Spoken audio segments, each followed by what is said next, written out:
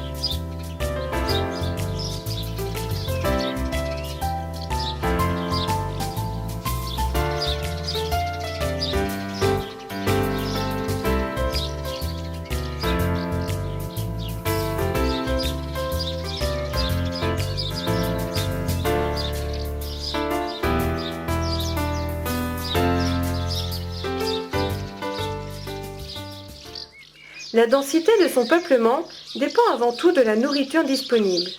Aussi est-il plus abondant dans les localités rurales et en banlieue qu'à l'intérieur des grandes villes, surtout depuis que le moteur y a supplanté la traction animale. Les moineaux des villes, qui se nourrissaient de crottin, ont diminué en nombre, mais se maintiennent grâce à leur sobriété et à leur ingéniosité. Ils se contentent de quelques graines, de déchets divers récoltés dans les rues, sur les toits et dans les gouttières, des insectes attirés par les lumières, de tout ce qu'ils peuvent ramasser, notamment dans les parcs. Bref, ce sont des omnivores débrouillards.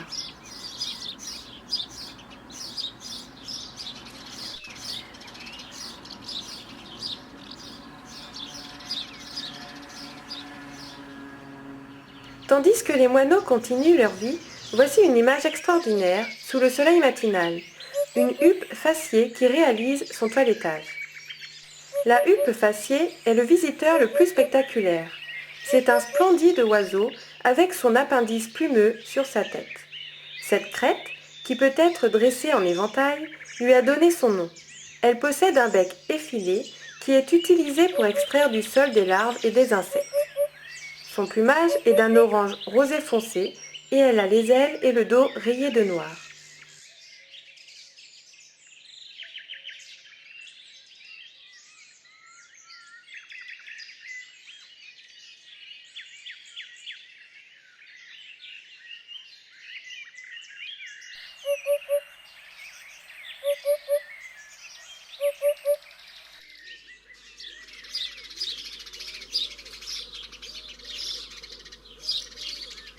Si l'espèce est limitée dans l'espace par sa dépendance de l'homme, ce serait une erreur de croire que chaque village ou chaque maison a ses moineaux. Quoique très répandus, ils manquent en certains endroits, parfois pour des raisons inconnues de nous, ou bien parce qu'il n'y a point de céréales, que le climat hivernal est trop rude, l'isolement trop grand. À la montagne, il ne s'installe pas dans les villages qui ne sont pas habités en hiver, et sa distribution est inégale. Selon des études réalisées dans un milieu rural d'Angleterre, les moineaux domestiques constituent de petites colonies de 10 à 15 couples, des sortes de clans qui n'ont que peu de contact entre eux. Les adultes qui forment une colonie ne s'éloignent guère de la maison ou du groupe de bâtiments qu'elle occupe et lui restent fidèles. Les jeunes se répartissent en septembre-octobre parmi les colonies dans un secteur restreint et s'emparent des emplacements vacants. Il semble que les nids au centre de la colonie, possession des vieux mâles surtout, ont une importance plus grande que ceux de la périphérie. La construction des nids et les pontes paraissent synchronisées par des parades collectives pour chacune des colonies différemment. Il serait intéressant de vérifier ces observations en d'autres lieux. Les mâles sont en général plus nombreux que les femelles. Dès le début de janvier, et même en automne déjà, ils prennent position sur certains points bien en vue et défendent leur place.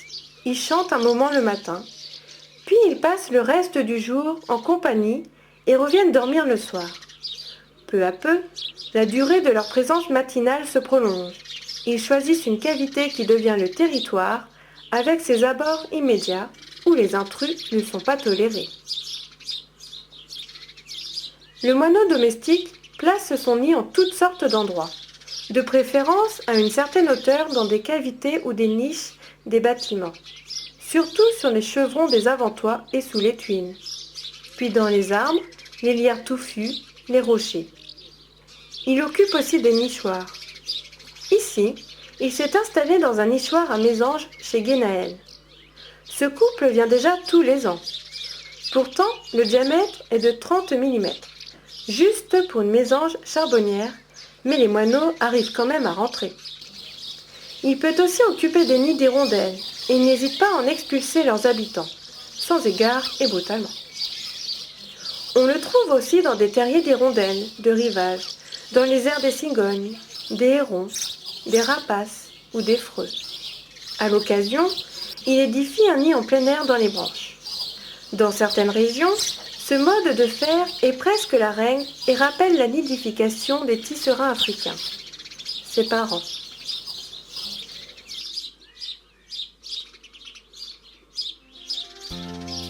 En principe, le nid est une boule de paille, de fibres et d'herbes sèches entrelacées sans soin, avec l'adjonction de brins de laine et de ficelles, de chiffons, de papier, avec une ouverture latérale ou supérieure. La cuvette interne est toujours garnie d'un grand nombre de plumes provenant de la basse-cour. Dans une cavité, le dôme est réduit à une claire-voie ou à quelques brins de paille recourbés. Quand le nid est situé dans un arbre, soit dans une enfourchure, soit dans les rameaux terminaux d'une branche, c'est une sphère ou un œuf volumineux, d'aspect désordonné, mais aux parois épaisses et bien couverts. Mâles et femelles construisent activement, mais l'instinct bâtisseur ne chôme jamais. En toute saison, on peut voir des moineaux transporter des plumes et des brindilles pour aménager des nids dortoirs. À fin avril ou au début de mai, les 5 ou 6 œufs tachetés sont pondus, puis couvés par les deux sexes à part égale pendant le jour, la femelle restant la nuit sur les œufs.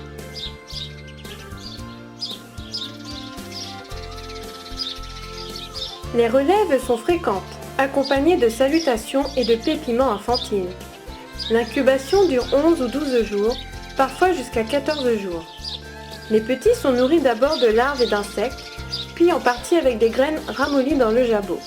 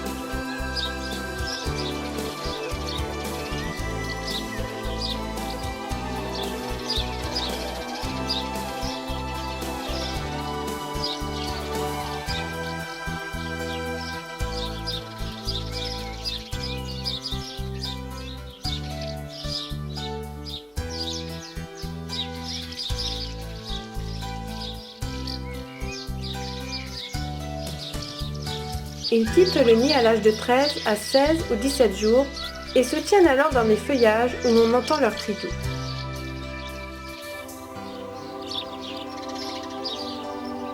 Pendant tout ce remue-ménage, cette chouette effraie dort avec ses deux petites.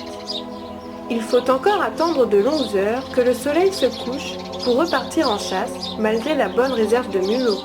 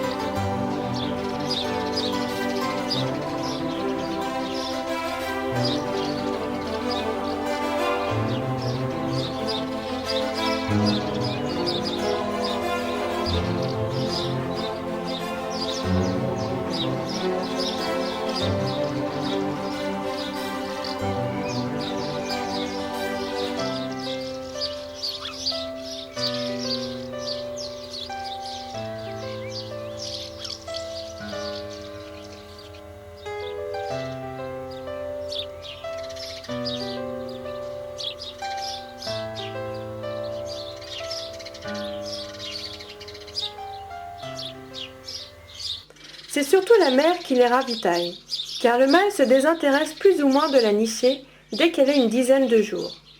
Les jeunes moineaux qui crient leur faim et poursuivent leur mère en pépiant sont en général des anormaux qui ne tardent pas à périr. Les autres, plus discrets, sont laissés à eux-mêmes une semaine et demie après l'envol. Avec ceux des autres familles de la colonie, ils s'agrègent en troupes indépendantes, tandis que les parents recommencent à nicher. La multiplication si rapide des moineaux domestiques est contrebalancée par une forte mortalité juvénile.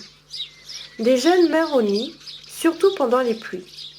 D'autres tombent avant de pouvoir voler ou sortent malingres, mal formés, malades.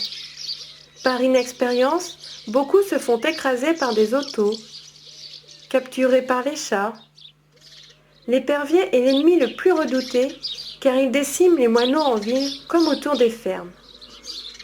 Le hibou moyen-duc, la chouette hulotte et les fraies exploitent volontiers les dortoirs.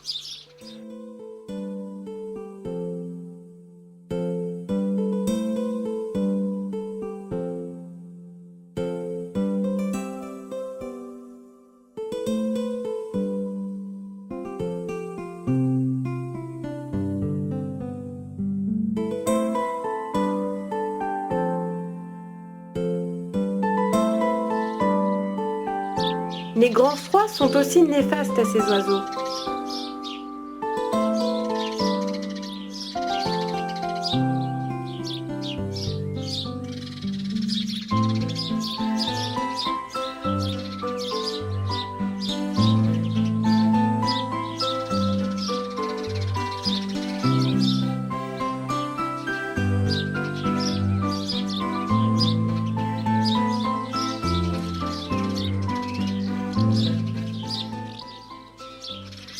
Enfin, dans certaines régions agricoles, on les combat par le fusil et le grain empoisonné, qu'on ne saurait recommander. Malgré la sévère sélection naturelle et les persécutions des hommes, le moineau domestique a prospéré, mais maintenant il commence à diminuer.